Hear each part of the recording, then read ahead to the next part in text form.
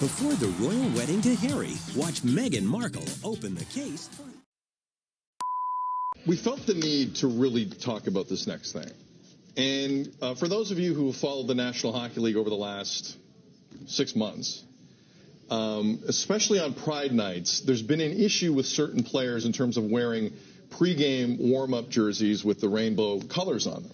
There's been more than a few who have said it's either against my religion or I'm Russian, and it's now actually illegal to promote this in Russia. So there's been a lot of reasons why some players have not done it. And it's garnered a lot of headlines, despite the fact the majority of National Hockey League players have willingly worn warm-up jerseys that support their Pride nights. The National Hockey League have basically gone down the road of saying, you know what, we're going to do this and we're all on the same page. Just kidding, they're not.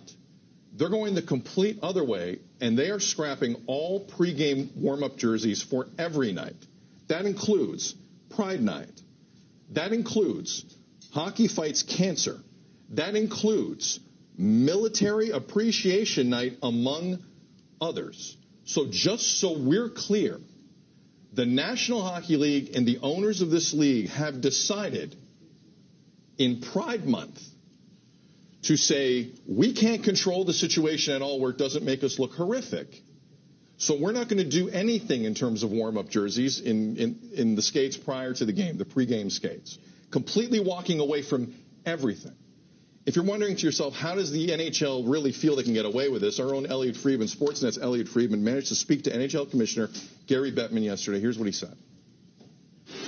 Well, actually, I've suggested that it would be appropriate for clubs not to change their jerseys in warm-ups because it's become a distraction and taking away from the fact that all of our clubs in some form or another host nights in honor of various groups or causes, and we'd rather they continue to get the appropriate attention that they deserve and not be a distraction. Gary Bettman used the word distraction multiple times in that quote, and thank you to Elliot Friedman for that. Tammy Sutherland. Announcing it during Pride Month is one thing. That's a whole other thing. I won't even get there. But, I mean, it's always easy to do nothing. It's always easy just to step back and say, you know what, forget about it. We're getting too much criticism on this end or that end. We're done. What is the hardest thing to do is to actually stand up and have your voice heard. And it just sounds like the NHL continuously takes the easy way. Yep. And decides that they're just not going to advocate for anyone. We're going to stay neutral when, unfortunately, staying neutral is not going to help further the cause, whether it's about pride, whether it's about racism, whatever it may be. Even like on Cancer Night, really? I'm still trying to process this, Lindsay. Yeah, it's so disappointing. And it's honestly kind of disgusting. I mean, like you said, Tam, to release this during Pride Month, but I always say, like, even as an artist, you know, we have a platform and you can choose to speak your feelings or not speak your feelings. But choosing to not speak your feelings is also saying a statement of something.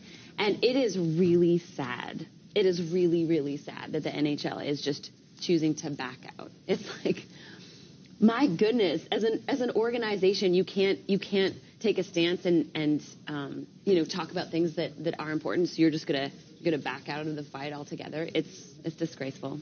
I completely agree with you. I first off, I know everyone's angry at Gary Bettman, and to a certain extent, so am I.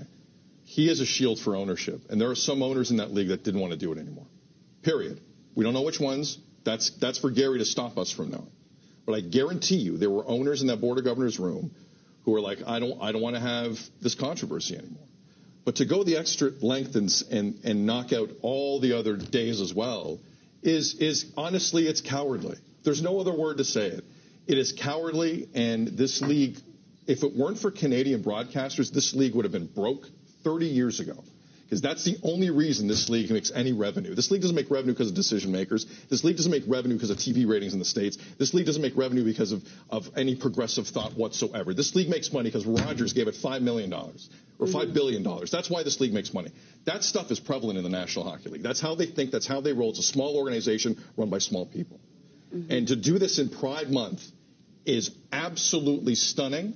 But part of me is actually glad because this league doesn't deserve to say hockey is for everyone. This league doesn't deserve to go down that road.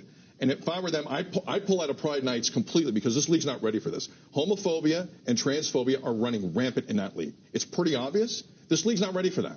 So I'd say back up even further. No Pride Nights. Toronto Blue Jays know how to get it done. When there's an issue, they deal with it. This league has no idea what it's doing. None.